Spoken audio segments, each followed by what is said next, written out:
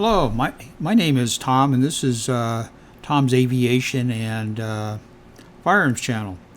Today we're going to be looking at World War II aircraft, basically prop airplanes versus jets.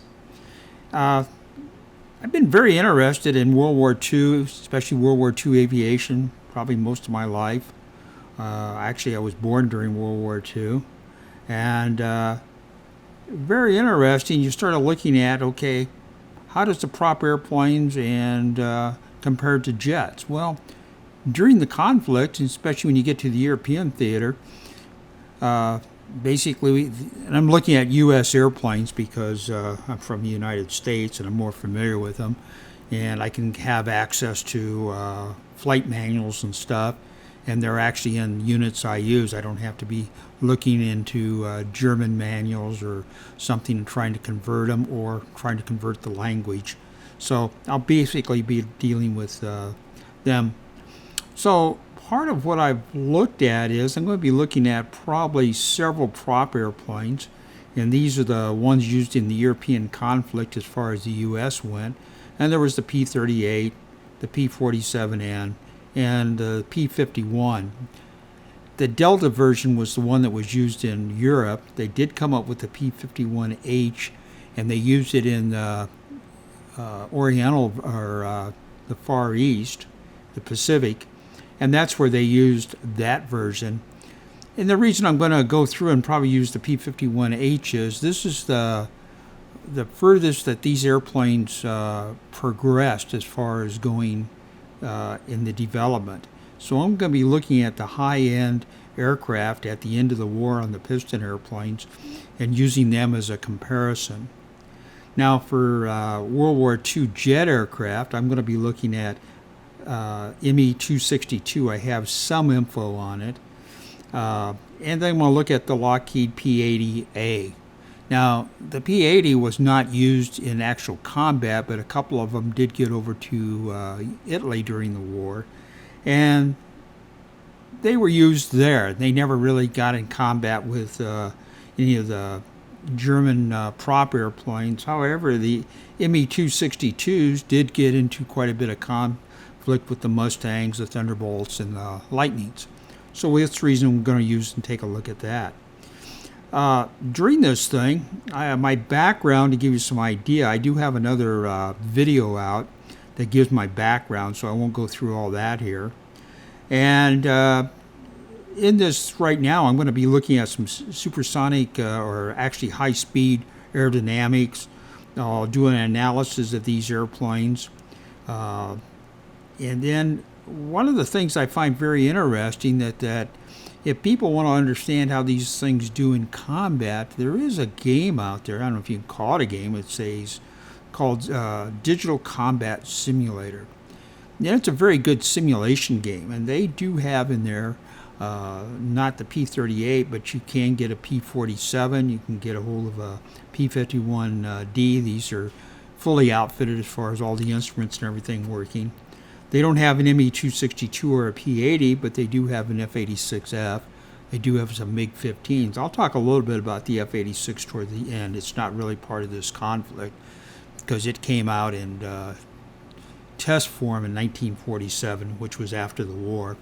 But we'll talk about some of that and a few other airplanes that deals with the high-speed aerodynamics. So the first thing I want to start off with on doing this, just to get everyone squared away, because there may be some people that are non-pilots looking at this type of stuff, and I want to talk about airspeed. Now, my source of all these references before I get there is the aerodynamics for naval aviators. Now, Greg's aviation and automotive channel, he has some very good stuff on the P-47. He's starting to get some of the P-38. And I'm not here to duplicate any of that stuff because he's got a very thorough looking at it.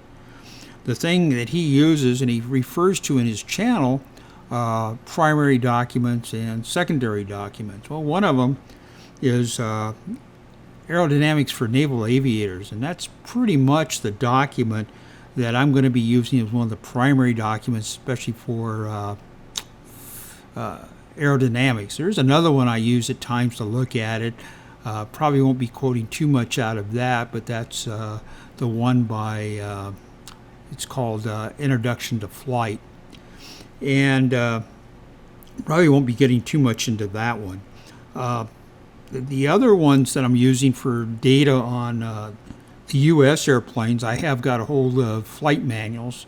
I have them electronically, and I go through and look at the latest ones I can get a hold of and use that for data.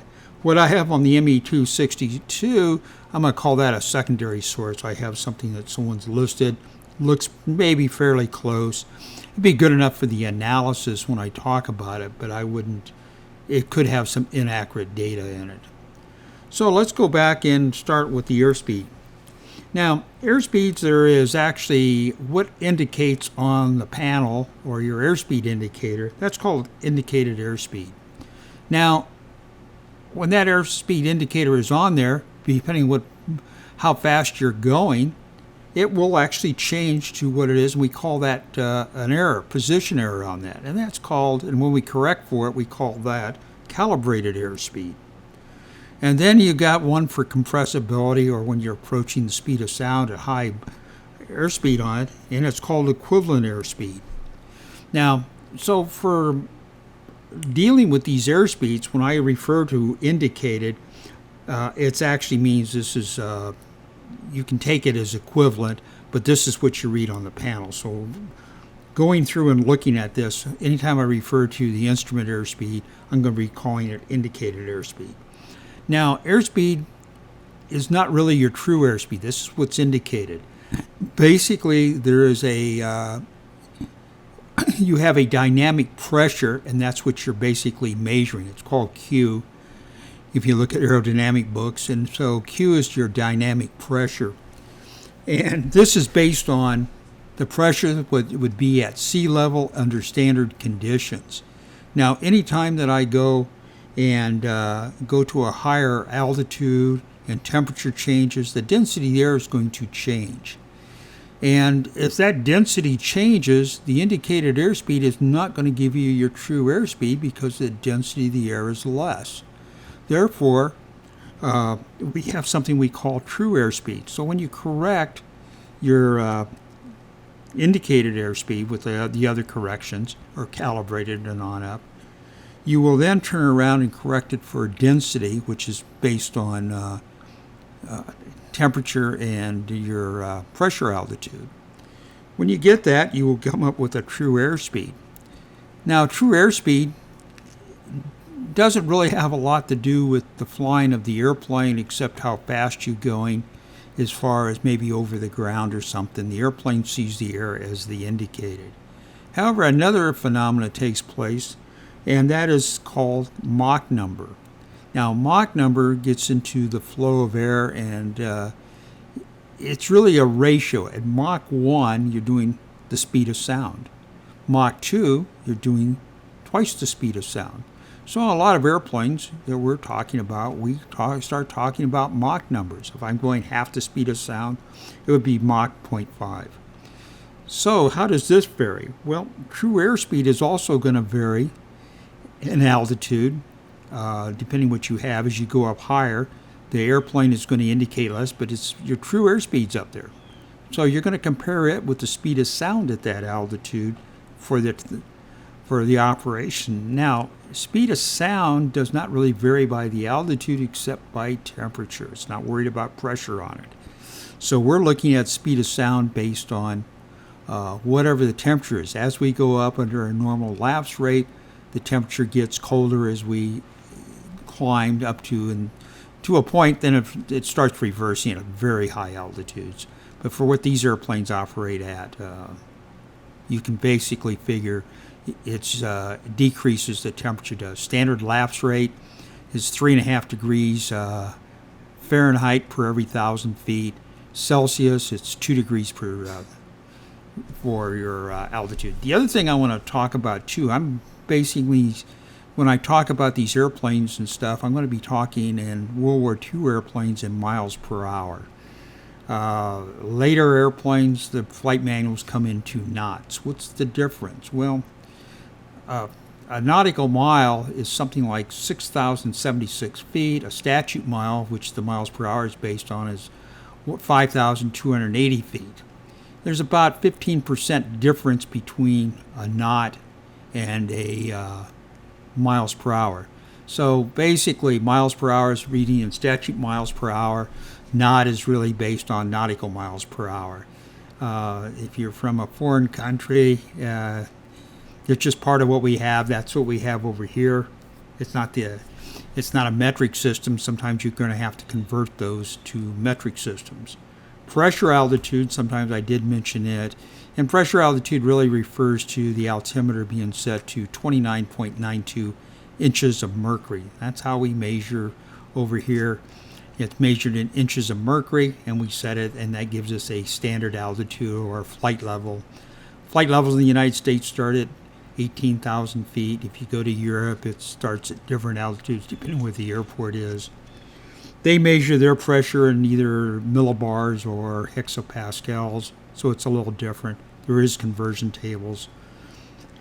And again, you measure it in kilometers per hour for speeds, and we measure them in miles per hour or knots. So there is some differences how it looks at. I don't want to get too much more into that, except that's what it's at, and hopefully you can understand some of this if you're from a foreign country. So the first thing I'm going to do is show you a picture. I've got this picture up here of the Aerodynamics for Naval Aviators. This is the book I use, and you can take a look at the cover of that. Now, the thing on standard altitudes, I do have a chart here that brings up standard altitudes, and this will give us a look at what the standard atmospheric pressure is. This is called a ICAO standard atmosphere. That's the International Convention of Aviation organization. It's standards that most people agree to and sign. It's basically a treaty.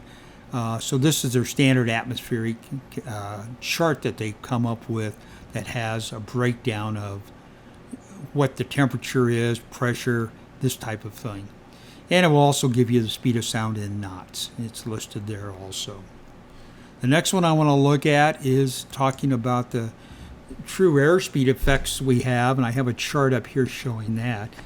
And you'll see that there's Q is equal to 1/2 rho, which is the air density velocity squared. So Q is actually the dynamic pressure. It's used in aerodynamics, and it gives you a breakdown of what it looks like.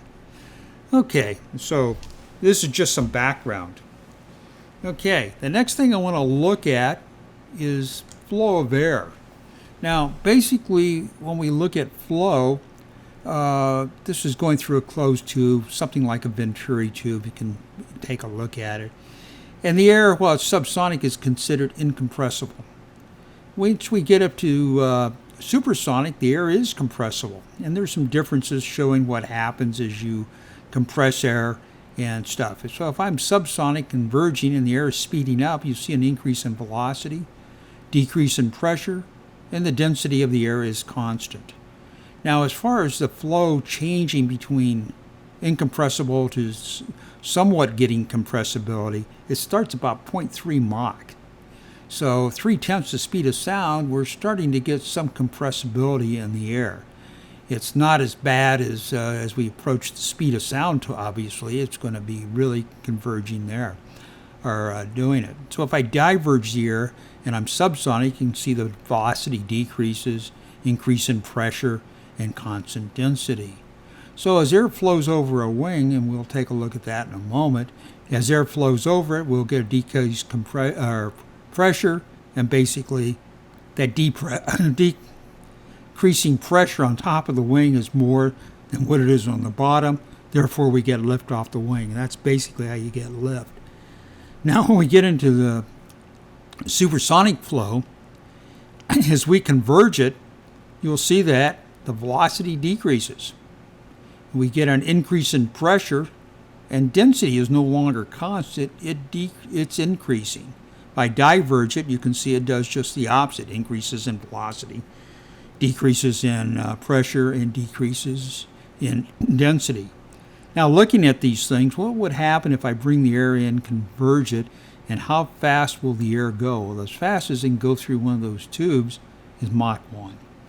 And it's called a choke point. And if you're looking more into some advanced aerodynamics, but at that choke point, and then when the air leaves the choke point, it's now leaving in a diverging supersonic flow, and you'll see that the velocity now increases. It increased going into the tube, choked, and goes out.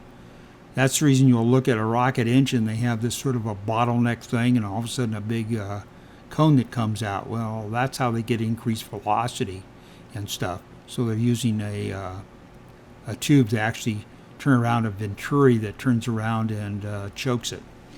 Okay, so much for that. Getting into talking about transonic flow here. On this slide, you can see here we're showing about Mach 0.5 on the top airfoil there.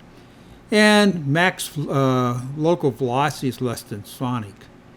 Typically, we have different ranges that we call subsonic airplanes, transonic airplanes, supersonic airplanes, and hypersonic.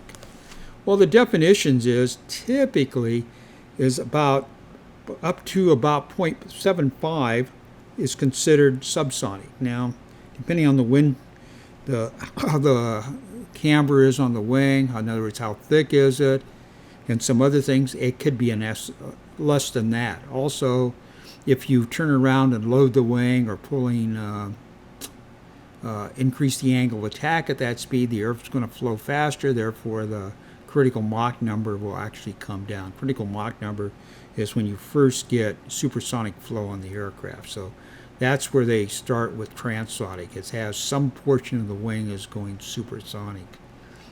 Then when we go through transonic, it's defined as the range from about 0.75, wherever sonic flow starts, to or supersonic flow, and it ends about 1.2 Mach on there.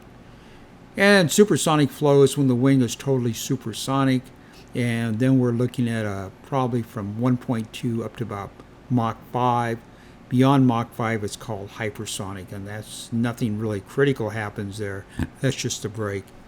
We've had very few airplanes that are hypersonic. You got the space shuttle when it comes back entering, it's coming in at hypersonic speeds.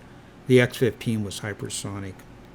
So this is a little bit on the looking at it right here as far as what some of this stuff does.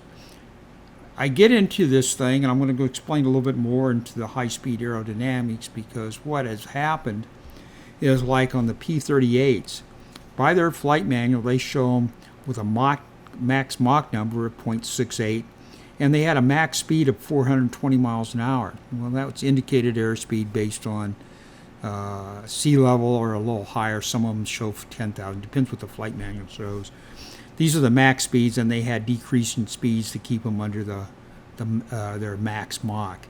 So what would happen when these airplanes get up into this Mach number and we're concerned about? Well, as you can see on some of these things here, looking at, if you look at the 7.7, you see the shock wave going across the top of the wing. And the further you go back, the faster you go, that shock wave keeps going back farther and farther. Eventually, those shock waves can wind up on the elevator surfaces as far as the elevator point. So if you take looking at the stabilizer, you have that there, and then you have the hinge point on it. If you get these shock waves over there, you can't really control them. Now, there's things to offset some of this and designs, and this is what they get into later. But in World War II, we didn't have that. So they started calling them in the flight manuals compressibility. These are basically when you take the airplane, you're moving it at a high dive speed on these things, and you get it to a point you couldn't control it anymore. The controls just seemed to lock up. So they called it compressibility. What it was is the elevator control was losing some of it, the control there on it. They couldn't control it until they slowed down. So this P-38, it was like 1937, I think, is when they came up with the design on it. But it was 0.68 and a speed of 420 knots. I look at the P-47s, and they were looking at the flight manual, says 0.74 Mach with about 564 miles per hour. The P-51H, which is the faster version of the P-51D, it's actually a completely rebuilt one. I'll talk a little bit about these airplanes individually in a breakout. It was showing 0.75 and a speed of 525 miles an hour. ME-262 data I have on it is showing about 0.86 Mach. The P-80, it was showing about 0.80 with a speed of 580 miles an hour. I don't have what the max speed indicated one on your ME-262 is. And the speeds that I've given you, those are sea level speeds, basically indicated airspeeds at sea level or 5 or 10,000 feet, depending what the flight manual had on them as max dive speeds. So as you can see, as these airplanes dived at high speeds, you came into this problem of the max they could go. So looking at it, we do have a limit of a Mach number and an indicated airspeed, or a Q value, which is dynamic pressure. Later on, as these airplanes developed, and we get back out of World War II, we start looking like at the F-86, and the one version I have in the flight manual is F-86F. It has something with no Mach number limit on it. So they've got the flight controls so they can operate above Mach, and the airplane has done it in dives. They had a 600 knot indicated airspeed, or Q value, and did not list it by altitude. So that was the dynamic pressure, okay? You look at an F-100, again, no Mach number on it, and it shows 700 knots. Now we get to the F-16, one of our newer fighters. Well, it's got 800 knots dynamic pressure, so it can go pretty fast. But there's a Mach limit on it, and it's got 2.05 Mach. I will talk about that later when we start getting into why does that occur. So continuing our discussion about compressibility, one of the things I would like to talk about is, shown on this slide, as you can see, with a typical subsonic flow pattern, the flow is detected way ahead of the leading edge. It's well ahead of it. And you can see that the flow sort of flows over it and blends with it. As you get into supersonic flow, as shown on this bottom portion of this slide, you can see that as it comes up and you're coming in at supersonic, you hit the wingtip, and if you're doing supersonic, you actually have a shock wave that is formed. Now, the air behind this shock wave is subsonic. Just some of the phenomena on it. So that's looking at what that does as far as the flow. Now, when we get into talking about flow, one of the problems I have now is looking at drag. Now, drag is something that we have to put up with.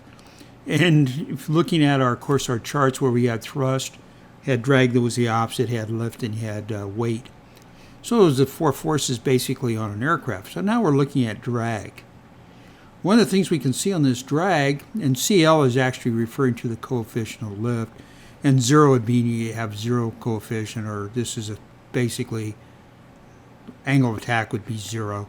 LL.3 is showing that you got some angle of attack in there, and it's showing what happens. Well, critical Mach number is the speed that the aircraft wing is going to start developing supersonic flow. So as soon as you get that supersonic flow starting to happen, it's called critical Mach number. As we notice further down on the chart here, we have something called force divergence Mach number. Now, as we hit that, that is the point where drag rise starts to go extremely high. And this has been the problem with aircraft trying to break the sound barrier years ago, back in the 40s and so on, or anything as far as doing a drag rise at the transonic point. Inside the transonic point starts to go extremely high. It takes a lot of thrust to get through into cross this barrier. Once we become supersonic, and it's a ways into the supersonic, the drag rise goes down, and our drag number will actually, coefficient will go down. And you'll see in supersonic flow that there is a drag. This chart doesn't show it, but it is actually higher than subsonic flow, but much less than the transonic. So the transonic range has always been our problem dealing with it. Back in 1947, when the U.S. wanted to break the sound barrier, they built an aircraft called the Bell X-1, built by Bell Aircraft Company. And they were able to get that thing to go through Mach. Well, they had a very high drag rise on it, and so they weren't using a jet engine or anything. They used a rocket engine. And they figured they could do that. When they built that airplane, they also built it with a very high G loading on, so the airplane wouldn't destruct. They didn't know what was going to happen going through this. And that's how they powered through it and got some of the data. But that's looking at speed on this airplane. Okay, the next item I would like to look back is how can we turn around and move the Mach number up from critical to at higher Mach speeds? Well, we can do that, and this came from the Germans. After the end of World War II, we started looking at some of their data. And you can see here that it becomes into the effects of sweepback wings. As we look at that, and we sweep the wing back, you can see on the first arrow up there, as the air hits the wing, it's broken down into two portions, one that goes horizontally across the table and the other that goes outboard. So doing that with a sweep back, we can turn around and decrease the effects of the Mach number. In other words, we delay it. As we look down at the lower charts there, you'll see what happens on the aircraft. You can see as drag coefficient starts increasing, you hit the straight and it starts going very, very high, and yet the swept wing goes much further out before it starts going up. Now, the other problem we have between straight and swept wings is the max coefficient of lift. Obviously, these wings are swept back, therefore, they're not developing the same amount of lift that a straight wing does. And you can see that on the chart on the bottom right-hand corner. So that becomes an issue. So these are some issues that we get involved in. Now, some of the early airplanes that I was talking about, the F-86 and the F-100, they didn't really put any max Mach number once they got through that. And the same thing when you start to control these airplanes. You put the tail surfaces back where they're not a problem with dealing with this, so you can actually trim the airplane through Mach. And the later airplanes out here, you really probably don't even know they go through Mach, except maybe you'll see a fluctuation of a little jump in altitude or airspeed indication, very little. But you don't really notice anything because they're designed, the controls there, and they don't have that problem. However, we do get into something as we get higher speed airplanes. As we start approaching Mach 2, we start getting into something that's called aerodynamic heating.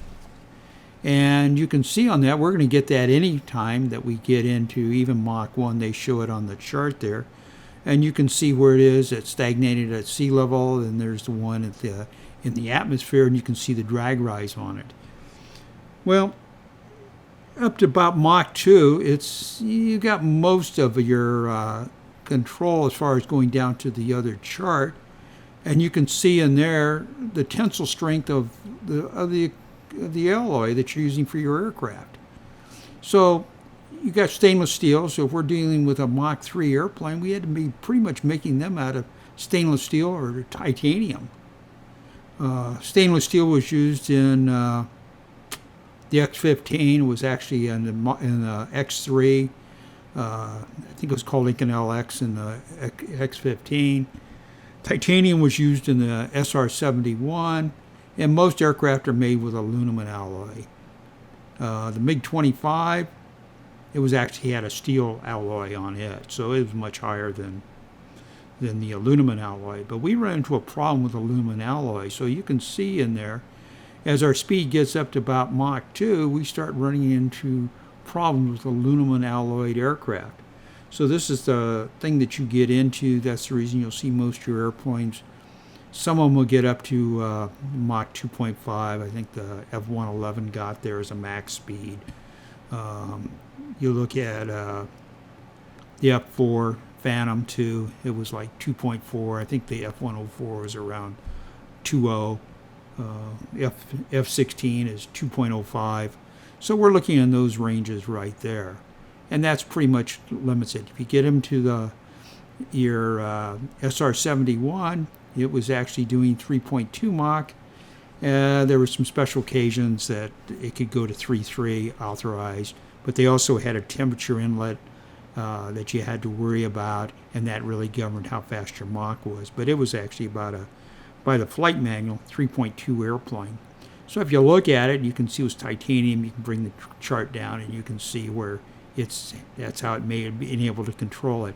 So you run into strength of material. So how do you get strength of material up? If it starts dropping off, you got to make it thicker, heavier structures on it. And aluminum gets to the point it just isn't going to work there. And actually, aluminum, where it's shown here, alloyed aluminum melts about 1,200 degrees Fahrenheit, and the table down there shows. So you get it up at around 700-800 degrees, and you're looking like you're probably about 10% of the strength at normal room temperature. So you're limited. Okay, so that's talking about the aircraft there. The next thing I'm going to talk about, and this will be a part 2 of the episode, and I'm going to start talking about engines and how they perform and what the aerodynamics is with it and what type of horsepower that they were able to come up with. This is the end of part 1 of this series, and I want to thank you for watching this video, and if you would subscribe, if you like it, push the thumbs up button and notifications if you'd like to hear more of these. Again, thank you.